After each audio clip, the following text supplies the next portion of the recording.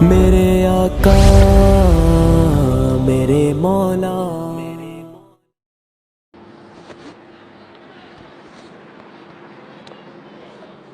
الحمد للہ الحمد للہ وحدہ والصلاة والسلام علی من لا نبی بعدہ اما بعد فاعوذ باللہ من الشیطان الرجیم بسم اللہ الرحمن الرحیم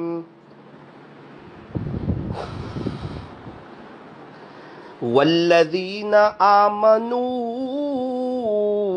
اشد حبا للہ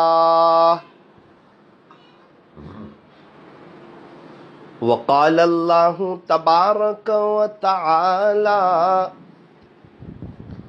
فی القرآن المجید والفرقان الحمید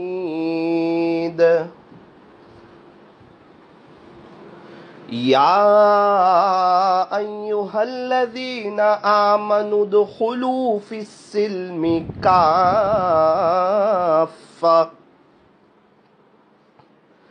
صدق اللہ مولانا العظیم وقال النبی صلی اللہ علیہ وسلم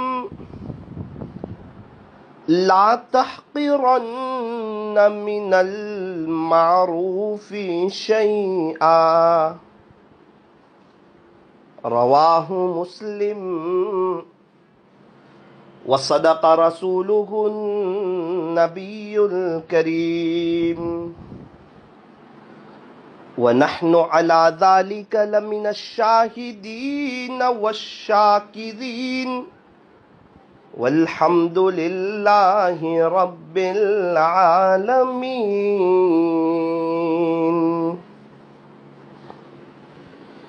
نہ دنیا سے نہ دولت سے نہ گھر آباد کرنے سے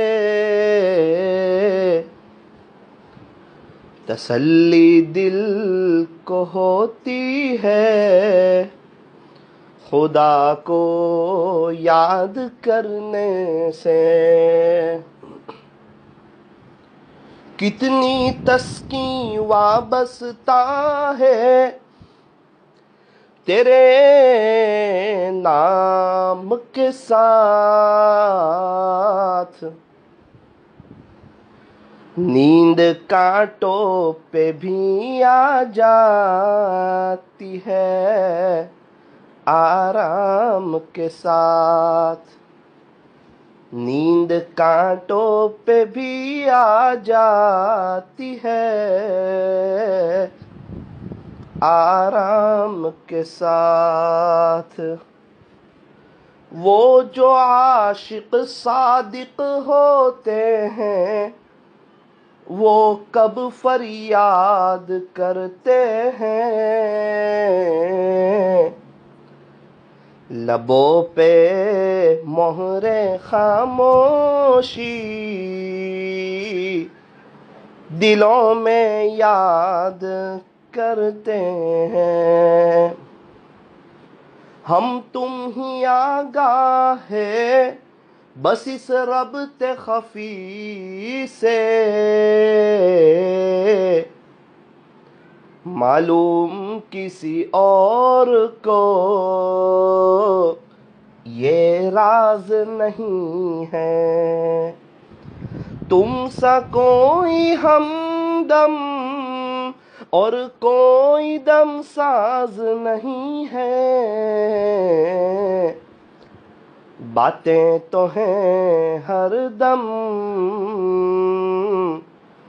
مگر آواز نہیں ہے باتیں تو ہیں ہر دم مگر آواز نہیں ہے لب پہ ذکر اللہ کی تکرار ہو دل میں ہر دم حق کا استحضار ہو، اگر تو کر لے، اگر تو کر لے اس پر حاصل دوام، پھر تو بس کچھ دن میں بیڑا پار ہو، پھر تو بس کچھ دن میں بیڑا پار ہو، نہ دنیا سے نہ دولت سے نہ گھر آباد کرنے سے تسلی دل کو ہوتی ہے، خدا کو یاد کرنے سے۔ بزرگان محترم، معزز علماء کرام، عزیز نوجوانوں اور میری محترم دینی ماؤں اور بہنوں، اللہ نے ہمیں دل تو دیا ہے لیکن سکون اپنے پاس رکھا ہے۔ ہم اللہ کو یاد کریں گے، اللہ ہمیں سکون عطا فرمائیں گے۔ آج پوری دنیا لیول پر یہ بہت بڑا مسئلہ ہے کہ سکون کہاں ملے، پیس، سکون کہاں ملے گا؟ ساری محنت، ساری بھاگ دوڑ، ساری کوشش سکون کو حاصل کرنے کے لیے۔ انسان دکان بنا رہا ہے، کیا بات ہے، پیسہ آئے، پیسہ کیوں چاہیے؟ فرمایا سکون چاہیے۔ گھر میں اے سی لگا رہا ہے، ٹھنڈک ملے تاکہ سکون ملے۔ سکون ہے کہیں اور یہ اسے تلاش کہیں اور کر رہا ہے۔ انسان سکون کو تلاش کرتا ہے اچھی گاڑی میں، اچھے بنگلے میں، برانڈڈ چیزوں میں، پیسوں میں، پراپرٹی میں، جائیداد میں، دنیا بھر کی چیزوں میں انسان سکون کو تلاش کر رہا ہے، حالانکہ اس میں سکون نہیں ہے۔ اور ایک بڑا مجمع وہ ہے جو گناہ میں سکون کو تلاش کر رہا ہے۔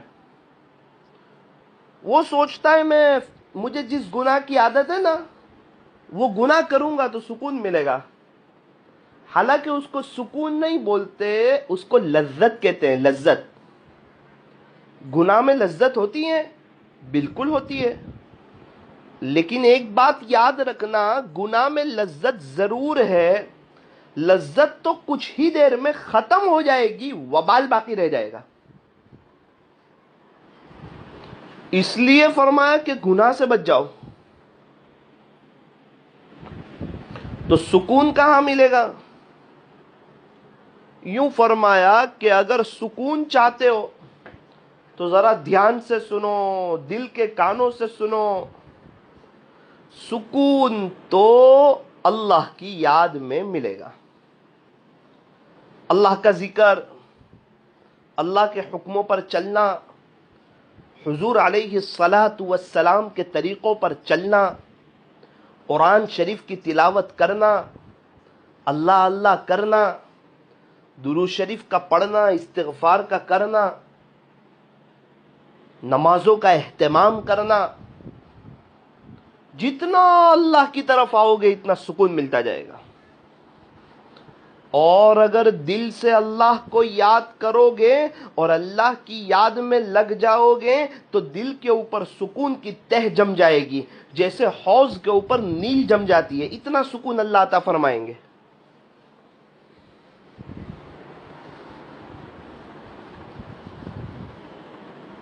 ایک شخص کو جانا ہے ممبئی،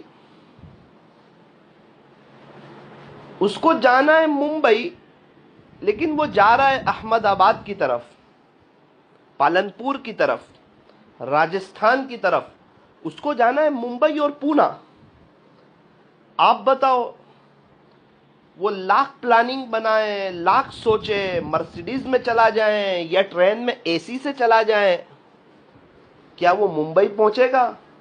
کیا وہ پونا پہنچے گا؟ فرمایا نہ۔ کیوں؟ راستہ ہی کچھ دوسرا اختیار کیا ہے۔ سکون انسان کو چاہیے اللہ کو ناراض کر کے، پھر کہاں سے ملے گا؟ سکون تو اللہ کی یاد میں، اللہ کے ذکر میں، اللہ کو راضی کرنے میں۔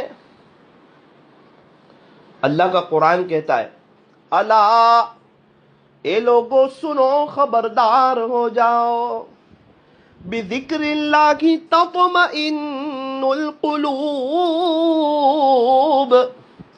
صرف اور صرف اللہ کی یاد ہی سے دلوں کو اطمینان ہوتا ہے۔ قاعدہ بیان کر دیا، سکون چاہیے اللہ کو یاد کرو۔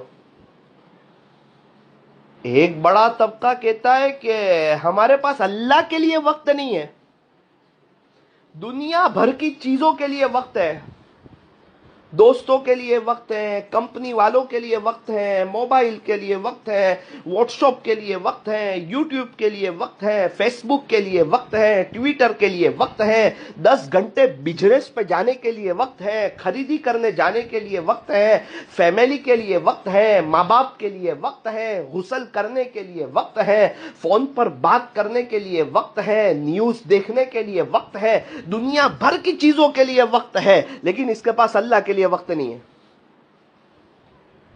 کتنے افسوس کی بات ہے۔ کیا نعوذ باللہ اللہ کا نام اتنا چھوٹا ہو گیا کہ اللہ کے لیے جو وقت نہیں ہے، باقی سب کے لیے وقت ہے۔ انسان زندگی ایسے گزارتا ہے، ایسا لگتا ہے گویا اس کو مرنا ہی نہ ہو، موت ہی نہ آنے والی ہو، ایسی بے خوف زندگی گزارتا ہے۔ ہاں مرنا تو ہے ہی، لیکن کیسے مرنا ہے؟ تیاری کر کے جانا ہے، آخرت بنا کر کے جانا ہے، اللہ کو راضی کر کے جانا ہے۔ اللہ تعالی ہمیں اپنی یاد میں رہنے کی توفیق عطا فرمائے۔ جس کے پاس اللہ کے لیے وقت نہ ہو، اس کے اچھے دن آ نہیں سکتے، اس کی زندگی میں بہار نہیں آ سکتی، اور جس کے پاس اللہ کے لیے وقت ہو، اس کی زندگی میں بہار ہی بہار ہے،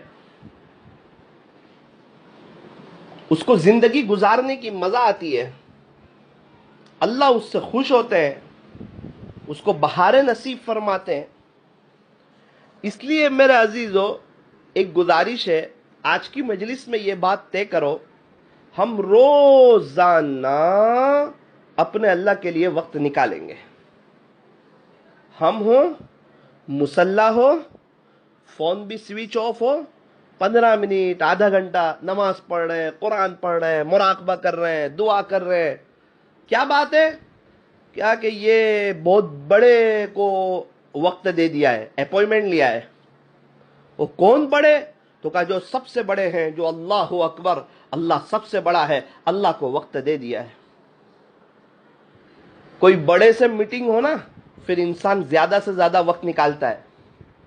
ارے اللہ سے دوستی کرو، اللہ سے یاری لگاؤ، اللہ سے محبت کرو، اللہ سے عشق کرو، اللہ کو اپنا بناؤ، اللہ کو راضی کرو، اللہ سے صلح کرو۔ یہ دنیا وقتی ہے، یہ فانی ہے، یہ دھوکے کا گھر ہے، یہ مچھر کا پر ہے، یہ مکڑی کا جالا ہے، یہ چھوڑ دینے کی جگہ ہے، یہ دل لگانے کی جگہ نہیں۔ بڑے نادان ہیں وہ لوگ جو دنیا سے دل لگاتے ہیں، اور بڑے خوش نصیب، خوش قسمت، عقلمند، ہوشیار، سمجھدار، چالاک ہے وہ لوگ جو اللہ کو راضی کرتے ہیں۔ جو مخلوق سے محبت کرے گا نا، وہ تو ایک نہ ایک دن مخلوق سے جدا کر دیا جائے گا، اور جو اللہ سے محبت کرے گا نا، وہ ایک نہ ایک دن اپنے اللہ سے ملا دیا جائے گا۔ اور جو اللہ کی محبت میں گرفتار ہوتا ہے اس کے دل میں نورانیت ہوتی ہے، جو مخلوق کی محبت میں گرفتار ہوتا ہے اس کے دل میں ظلمت ہوتی ہے، جو اللہ کی محبت میں گرفتار ہوتا ہے اس کے چہرے پر نورانیت ہوتی ہے، اور جو مخلوق کی محبت میں گرفتار ہوتا ہے اس کے چہرے پر وحشت ہوتی ہے، جو اللہ کی محبت میں گرفتار ہوتا ہے اس کے چہرے پر سکون کے آثار نظر آتے ہیں، جو مخلوق کی محبت میں گرفتار ہوتا ہے اس کے چہرے پر بے چینی کے آثار نظر آتے ہیں، جو اللہ کی محبت میں گرفتار اس کا انجام اچھا، جو مخلوق کی محبت میں گرفتار اس کا انجام برا، جو مخلوق کی محبت میں گرفتار وہ ان قریب مخلوق سے جدا کر دیا جائے گا، اور خوش ہو جائیں وہ لوگ جو اللہ کی محبت میں گرفتار ہے وہ ان قریب اپنے اللہ سے ملا دیے جائیں گے۔ جو اللہ سے ملنے کا شوق رکھتا ہے اللہ بھی اس سے ملنے کا شوق رکھتا ہے۔ اللہ سے ملاقات کا شوق ہو، ویسی تیاری ہو اس کے لیے، اور ملاقات کب ہوگی؟ موت کے بعد۔ اب فرمایا موت تو مومن کے لیے تحفہ ہے، موت تو ایک پھول ہے جو بندے کو اپنے اللہ سے ملا دیتا ہے۔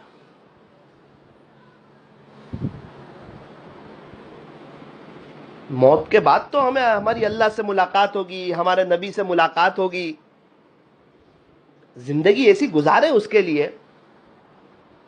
یوں فرمایا کہ جس کی زندگی رمضان جیسی اس کی موت عید کے جیسی۔ دو آدمی دبئی کا سفر کر رہے ہیں، دونوں کے سفر کرنے میں زمین اور آسمان کا فرق ہے۔ دونوں دبئی جا رہے ہیں، اسی فلائٹ سے جا رہے ہیں۔ ایک کو دیکھا تو بہت خوش، بہاروں میں ایک دم خوشحال، اور سب کو کہہ بھی رہا ہے کہ دبئی جا رہا ہوں۔ دوسرے کو دیکھا تو انتہائی درجے کا پریشان، آپ کہاں جا رہے ہیں؟ کہ وہ بھی دبئی جا رہا ہے۔ وجہ کیا ہے؟ تو دوسرے سے اگر کوئی معلوم کرے آپ کیوں پریشان ہیں، کہا کیا بتائیں، گھر کے حالات ناساز ہے، قرضہ لیا ہوا ہے، اور دبئی جا رہا ہوں، کچھ پتہ نہیں ہے وہاں اتر کے کس کے یہاں جاؤں گا، جاب ملے گی یا نہیں ملے گی، یہ قرضہ ادا کر سکوں گا یا نہیں کر سکوں گا، گھر بھی بنانا ہے، امی ابا نے بھی بڑی امید لگائی ہے، فیملی نے بھی بڑی امید لگائی ہے، بھاڑے کے مکان میں رہتے ہیں، وہاں پانی بھی گرتا ہے، اور بچوں کے لیے اسکول کی فیس نہیں ہے، مختلف قسم کے حالات سے دوچار ہوں، بڑی ہمت سے قرضہ لیا ہے، دبئی کا سفر کر رہا ہوں، پتہ نہیں وہاں کہاں اتروں گا، کبھی دیکھا نہیں، پہلی دفعہ جا رہا ہوں، اس لیے بے چین ہوں، اس لیے پریشان ہوں کہ کوئی اچھا سیٹ ملے گا یا نہیں، کوئی اچھا روزگار مجھے ملے گا یا نہیں، کیا پتہ دبئی میں میرا لک ہوگا یا نہیں، میرا نصیب کام کرے گا یا نہیں، دبئی میں اللہ مجھے نوازیں گے یا نہیں، کچھ پتہ نہیں ہے، اس لیے بے چین ہوں۔ دوسرے سے پوچھا آپ بہت خوش نظر آ رہے ہو، کیا بات ہے؟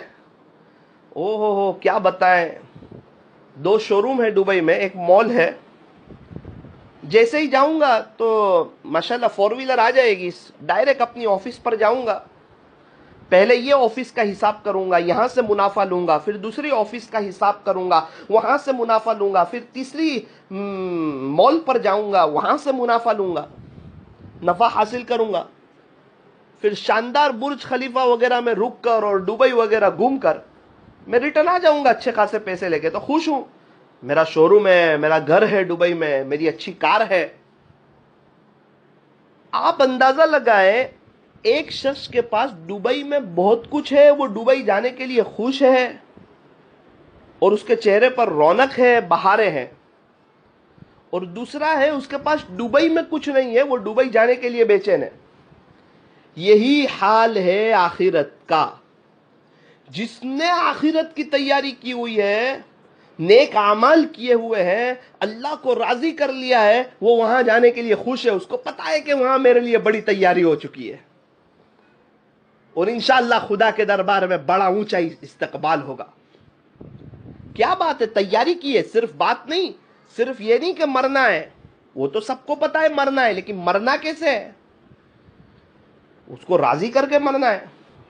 دبئی میں ایسے ہی دکانیں ہو گئی، ایسے ہی کوئی شو روم بن گیا، اس کے لیے شروع میں کتنی محنت ہے، کتنے چکر لگے ہوں گے، کتنی محنت کی ہوگی، اپنی زبان میں کہوں تو کتنے پاپڑ بیلے ہوں گے۔ تو دونوں آدمی کے جانے میں فرق ہے۔ ہاں، ایک وہ آدمی جس نے آخرت کی تیاری کی ہوئی ہے، آخرت کی تیاری میں لگا ہوا ہے، اللہ کے راستے میں چلتا رہتا ہے، اللہ والوں کی صحبت میں جاتا رہتا ہے، اللہ کی یاد میں لگا رہتا ہے، نمازوں کا اہتمام کرتا ہے، اللہ کو راضی کرتا ہے، اس کے حکموں پر چلتا ہے، اس کے نبی کے طریقوں پر چلتا ہے، وہ اب اللہ سے ملاقات کا اس کے پاس شوق ہے، اس کو پتا ہے کہ الحمدللہ تیاری ہوئی ہے۔ اور ایک آدمی جس کو موت کی بات بھی اچھی نہیں لگتی، آخرت سے بہت دور، اللہ سے دور، اللہ کے نبی کے طریقوں سے دور، مسجدوں سے دور، نہ اسلامی لباس پسند، نہ اسلامی وردی پسند، نہ اسلامی رہن سہن پسند، نہ اسلامی طریقہ پسند، نہ اسلامی کلچر پسند، وہ تو دکھنا بھی کچھ اور طریقے پر چاہتا ہے، کسی اور کی مشابہت اختیار کر رہا ہے، کسی اور کے طریقے پر بال کٹوا رہا ہے، نہ نبی کے طریقے پر بال پسند، نہ نبی کے طریقے پر داڑھی پسند، اپنے بچوں کو بھی کچھ اور طریقے پر چلا رہا ہے۔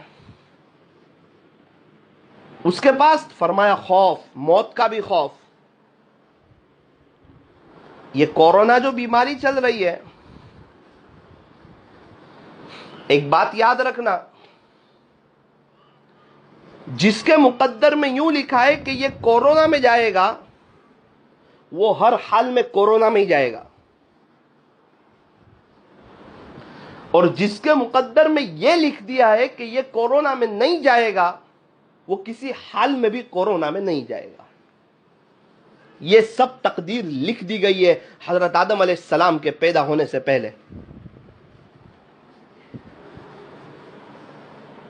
اور جتنوں کا انتقال کورونا میں ہوا ہے، اللہ کی قسم کھا کر کہتا ہوں، اگر کورونا نہ بھی ہوتا تو بھی ان کا انتقال اسی وقت ہوتا، کیونکہ جس کے انتقال کا وقت آ جاتا ہے، اللہ نہ ایک سیکنڈ آگے کرتا ہے نہ ایک سیکنڈ پیچھے کرتا ہے، ان کا وقت آ گیا تھا۔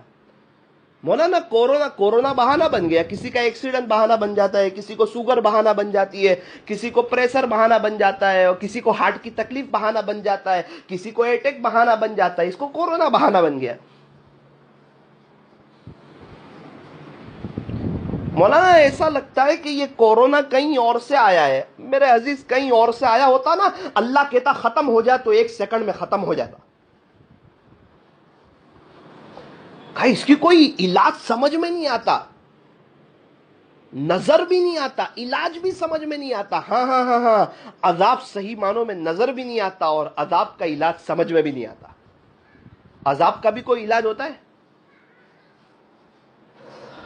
کیا کرے؟ احتیاط نہ کرے؟ ہاں، احتیاط اپنی جگہ پر ہے، میں منع نہیں کرتا، میں ایک بات سمجھانا چاہتا ہوں، کورونا سے جتنا ڈر رہے اتنا اللہ سے ڈرتے نا تو زندگی میں بہاریں آ جاتی۔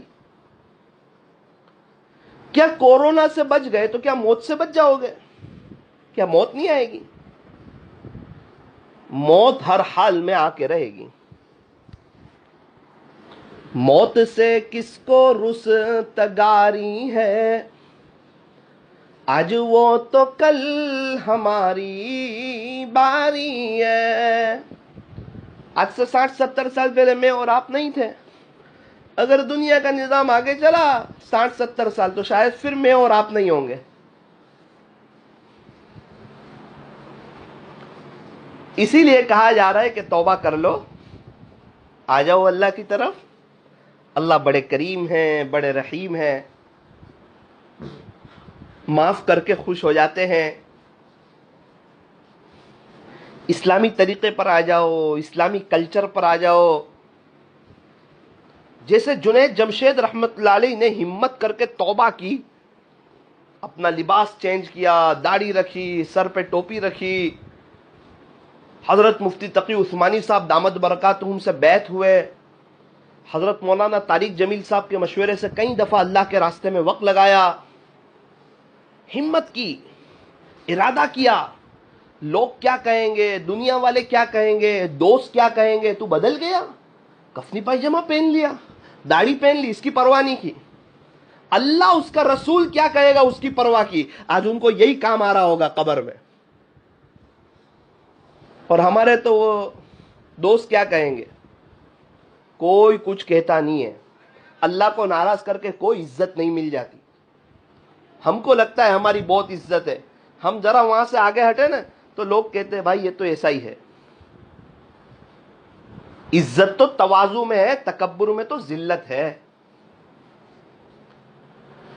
من تواضع للہ رفعہ اللہ, جو شخص اللہ کے لیے تواضع اختیار کرے گا اللہ اسے باعزت کرے گا. ومن تکبر وضعہ اللہ, اور جو شخص تکبر کرے گا اللہ اسے ذلیل کرے گا. اسی لیے فرمایا کہ اپنی زندگی چینج کرنی چاہیے. اس میں انسان کے اندر عاجزی آتی ہے, تواضع آتی ہے, پتہ چلتا ہے شریف انسان ہے, فرما بردار انسان ہے. چہرہ ہی اس کا بتا رہا ہے کہ اچھا انسان ہے. ورنہ اسلامی طریقے سے ہٹ کر کی لائف میں تکبر نظر آتا ہے, بہت سی مرتبہ کبر نظر آتا ہے, میں پنا نظر آتا ہے, اور انسان ایسی زندگی گزارتا ہے کہ اب میں بھی کچھ ہوں, اپنا بھی کچھ وٹ ہے. کیا وٹ ہے, انتقال ہو جائے گا, قبر میں دفن ہو جائیں گے, آخری غسل بھی نہیں کر سکے گا. نہ پہلا غسل کر سکا تھا, نہ آخری غسل کر سکے گا. کچھ مقام اور مرتبہ مل بھی گیا, کوئی عہدہ مل بھی گیا, تو کیا موت نہیں آئے گی؟ کروڑوں اربوں پتی بن بھی گئے, کیا موت نہیں آئے گی؟ پوری دنیا نے عزتوں کی چوٹیوں پہ بٹھا دیا, کیا موت نہیں آئے گی؟ کیا اللہ کے پاس نہیں جانا ہے؟ اصل بات تو وہی ہے. اس لیے تو فرمایا موت کو کثرت سے یاد کرو. پھر کیا ہوتا ہے جب موت کثرت سے یاد ہوتی ہے تو موت کو کثرت سے یاد کرنا یہ تمام لذتوں کو ختم کرنے والی چیز ہے. دنیا کی محبت نکلتی ہے. اسی لیے مردوں سے کہا بار بار قبرستان جاؤ اور دیکھو کیسے کیسے لوگ سوئے ہوئے ہیں. بڑے بڑے مالدار, آفیسر, شو روم کے مالک, بنگلوں کے مالک, کروڑوں اربوں خربوں پتی, جن کا نام تھا, جن کا رعب تھا, جن کا دبدبا تھا, یہ فلاں یہ فلاں یہ فلاں. ذرا ان کی قبر بھی دیکھو اور ان کے گھر والوں کی ایک بہاریں بھی دیکھو. گھر والے ایک دم بہاروں میں, اور وہ صاحب جو مین تھے جنہوں نے محنت کی تھی آج وہ قبر میں. اکثر گھر سے کوئی نہ کوئی بڑا قبر میں. تو یہ ہم سب کو جانا ہے دنیا سے. اللہ کرے اللہ مجھے بھی سمجھا دے, آپ کو بھی سمجھا دے.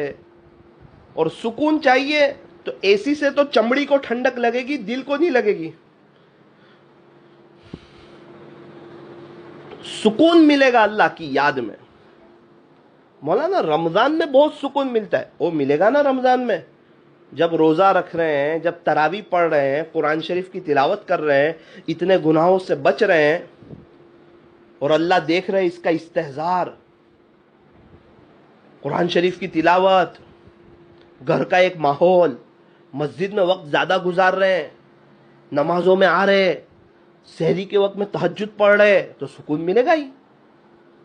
رمضان کے بعد بھی آپ جو ہے تہجد وغیرہ پڑھتے رہو, نمازیں پڑھتے رہو, اللہ کو مناتے رہو, رمضان کے بعد بھی سکون ملے گا. ہاں رمضان کی اپنی بہاریں اور ہے, میں منع نہیں کرتا. رمضان میں جو اللہ کی رحمتیں برستی ہے اس کی مثال سمندر کے مانند ہے, اور 11 مہینے جو اللہ کی رحمتیں برستی ہے اس کی مثال سمندر میں ایک قطرہ ہوتا ہے اس کے مانند ہے.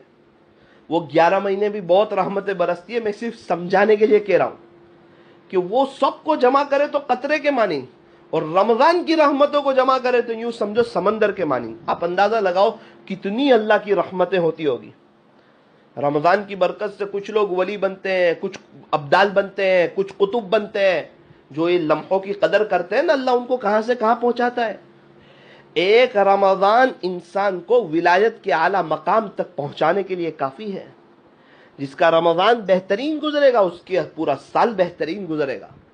اس لیے رمضان کی ایک ایک منٹ کی قدر کرو, ایک ایک سیکنڈ کی قدر کرو, ایک ایک لمحے کی قدر کرو. اچھا روزہ رکھو, اچھی تراویح پڑھو, سحری اور افطاری میں دعائیں کرو، زیادہ سے زیادہ قرآن شریف کی تلاوت کرو، اپنے آپ کو بدلو، یہ رمضان میں اپنے آپ کو بدلو۔ رمضان جائے نا تو دل کی دنیا بدل چکی ہو، اسلامی طریقے پر ہم آ چکے ہوں، مستورات پردے میں آ چکی ہو، ہمارے بچے اسلامی لباس میں آ چکے ہو، اب کے بعد ان کے انگریزی بال نہ کٹواؤ، ان کو جبہ پہناؤ، ان کو کفنی پائجامہ پہناؤ، ان کو ٹوپی پہناؤ، ان کے دل میں اس کی محبت آوے، اس لباس کی۔ ماں باپ بھی وہی لباس پہنے، بچہ باپ کو فالو کرتا ہے۔ اللہ ہمیں سمجھائے اور اللہ تعالی ہمیں شریعت اور سنت کے مطابق زندگی گزارنے کی توفیق عطا فرمائے۔ اللہ کرے کہ ہم پورے اسلام میں داخل ہو جائے۔ تو خلاصہ یہ ہے کہ سکون جو ملے گا وہ اللہ کی یاد میں ملے گا، اللہ کے ذکر میں ملے گا۔ ذکر کو پکڑ لو، انشاءاللہ زندگی میں بہاریں آ جائے گی۔ اللہ پاک ہمیں سکون کی دولت سے مالا مال فرمائے۔ دنیا کی بڑی کامیابی یہ ہے کہ انسان کو سکون مل جائے، ایمان والے کو سکون مل جائے، یہ دنیا کی کامیابی ہے۔ ہاتھ اٹھائیے، دعا کر لیجئے۔ الحمدللہ رب العالمین، یا رب صلی وسلم دائما ابدا علی حبیبک خیر الخلق کلہم، لا الہ الا انت سبحانک انا کنا من الظالمین۔ پیارے اللہ رحیم مولا کریم آقا اللہ، ہم بڑے گنہگار ہیں، ہمیں معاف کر دیجئے، ہمارے گناہوں کو نیکیوں سے بدل دیجئے۔ اللہ جی، آج سکون کے بارے میں کچھ بات ہوئی ہے، ہمیں سکون عطا فرما دیجئے، ہمیں سکون عطا فرما دیجئے، اطمینان نصیب فرما دیجئے۔ اے اللہ، ہم دنیا میں سکون تلاش کر رہے ہیں، چیزوں میں، پیسوں میں، بنگلوں میں، ہمیں سمجھا دیجئے کہ سکون آپ کی یاد میں، اور آپ کی یاد میں رہنے کی توفیق عطا فرما دیجئے، آپ کا ذکر کرنے کی توفیق عطا فرما دیجئے۔ اللہ والے جو ہر وقت آپ کی یاد میں رہتے ہیں، ان اللہ والوں کے ساتھ رہنا نصیب فرما دیجئے، اور ان کی صحبت کی برکت سے ہمیں بھی ہر وقت آپ کی یاد میں رہنے کی توفیق عطا فرما۔ کسی اللہ والے سے، شیخ کامل سے بیعت ہو کر ان کے معمولات کو پڑھنے کی توفیق عطا فرما۔ اے اللہ، ہمیں اللہ کے راستے میں وقت لگانے کی توفیق عطا فرما، گناہوں سے بچنے کی توفیق عطا فرما، آخرت کو سامنے رکھ کر زندگی گزارنے کی توفیق عطا فرما۔ اللہ ہماری دنیا بھی بہتر بنا دے، ہم تمام کو برکتوں والی حلال روزی عطا فرما، اپنا پرسنل بزنس عطا فرما۔ اے اللہ، جن کے پاس گھر نہیں ہے انہیں گھر عطا فرما، جن کو کشادہ مکان کی ضرورت ہے اپنے خزانہ غیب سے ان کو کشادہ مکان عطا فرما۔ اے اللہ، دنیا بھی سنوار دے، دنیا میں بھی بہاریں عطا فرما، آخرت بھی سنوار دے، آخرت میں بھی بہاریں عطا فرما۔ اے اللہ، ہمیں اپنی سخاوت کو بڑھانے کی توفیق عطا فرما، عبادت کو بڑھانے کی توفیق عطا فرما، مناجات کو بڑھانے کی توفیق عطا فرما، آپ کے سامنے رونے کی توفیق عطا فرما۔ اے اللہ، جو جس حال میں پریشان ہو تو ان کی پریشانی کو دور فرما، اور ہم میں سے ہر ایک کی جائز تمناؤں کو، نیک مرادوں کو، آپ جانتے ہی ہے کس کی کیا جائز تمنا ہے، سب کی جائز تمناؤں کو اپنے خزانہ غیب سے پورا فرما۔ جو ایمان والے دنیا سے چلے گئے ان کی قبروں کو نور سے منور فرما، اور ہمیں ان کو دیکھ کر عبرت حاصل کرنے کی توفیق عطا فرما کہ ہمیں بھی جانا ہے، اور ہمیں جانے سے پہلے پہلے سچی توبہ کی توفیق عطا فرما۔ جب وقت آخر آئے تو حسن خاتمہ کی دولت سے مالا مال فرما۔ آج کی مجلس کو اپنی بارگاہ میں قبول فرما کر ہمارے لیے آخرت میں نجات کا ذریعہ فرما۔ کہنے سننے میں کچھ کمی زیادتی غلطی ہو گئی ہو، اپنے فضل سے معاف فرما۔ سکون، اطمینان اور امن و امان کی دولت سے مالا مال فرما۔ رمضان جیسی پوری زندگی گزارنے کی توفیق عطا فرما۔ آج کی مجلس کی برکت سے اب دل کی دنیا بدل دے، غیروں کی محبت، غیروں کے طریقوں کی محبت دل سے نکال دے، اسلامی کلچر اور اسلامی رہن سہن اور اسلامی لباس، اسلامی طرز زندگی اپنانے کی توفیق عطا فرما۔ صلی اللہ تعالی علی خیر خلقہ محمد وآلہ واصحابہ اجمعین برحمتک یا ارحم الراحمین۔ انشاءاللہ سحری میں دعا 4 بجے شروع ہوگی، 4 سے 4:15، اور افطاری میں جو دعا ہوگی وہ 6:40 سے 6:55، اور آئندہ کل رات میں بھی 11 سے 11:30۔ اسی لنک پر یہ رمضان میں جتنی اس حاجز کی مجلس ہوگی اسی لنک پر آپ سن سکو گے۔ آپ سے ایک عاجزانہ مؤدبانہ گزارش یہ ہے کہ آپ کے رشتہ دار اور آپ کے دوست احباب اور آپ کے اڑوس پڑوس والے، آپ سے ملنے جلنے والے، آپ کے سسرال والے، میکے والے، اور جو جتنے آپ سے ملنے جلنے والے ہیں ان کو بھی لنک شیئر کریں، وہ بھی سنیں، کیا پتہ کس کو کون سی بات لگ جائے، اس کی دل کی دنیا بدل جائے، وہ اللہ کا ہو جائے اور ہمارا کام ہو جائے۔ اللہ پاک اس سلسلے کو اپنی بارگاہ میں قبول فرمائے اور ہمارے لیے آخرت میں نجات کا ذریعہ فرمائے۔ اور آپ سے ایک عاجزانہ گزارش یہ ہے کہ اگر آپ کو میری یاد آ جائے تو میرے لیے دعا کر دینا۔ السلام علیکم ورحمۃ اللہ وبرکاتہ۔